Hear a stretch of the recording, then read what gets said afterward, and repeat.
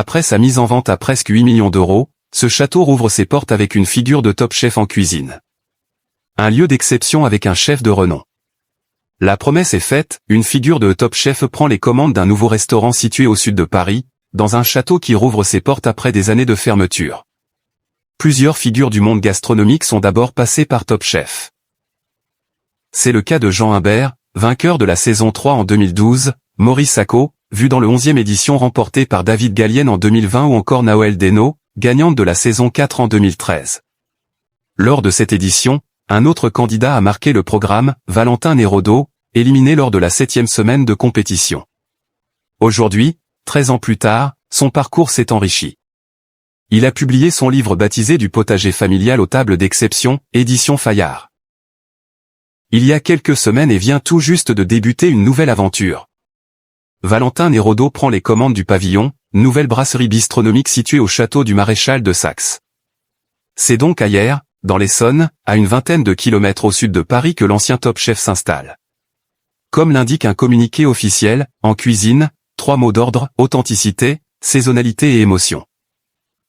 Le tout avec un goût juste, un produit vivant et une expérience pensée comme un moment de partage. Un autre restaurant, le Saxe, ouvre également ses portes sur place. Il s'agit d'une table gastronomique qui a été confiée au chef Thomas Decoq. Ce dernier propose à la carte 2 menus. Un premier à 75 € ainsi qu'un second à 120 €.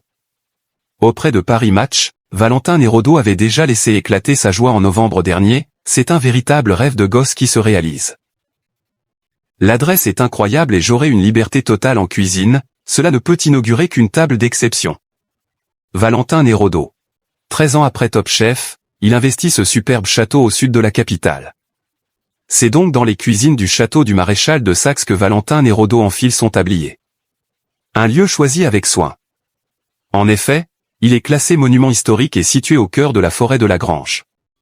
Après des mois de rénovation mais aussi des années d'attente, rappelons qu'il avait mis en vente en 2023 pour la somme de 7,8 millions d'euros. Le château ouvre enfin ses portes.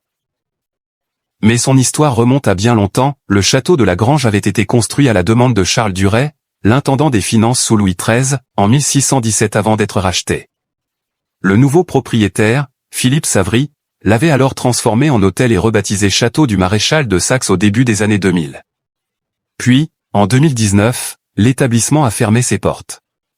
Alors qu'il était depuis laissé à l'abandon, voilà qu'il reprend vie.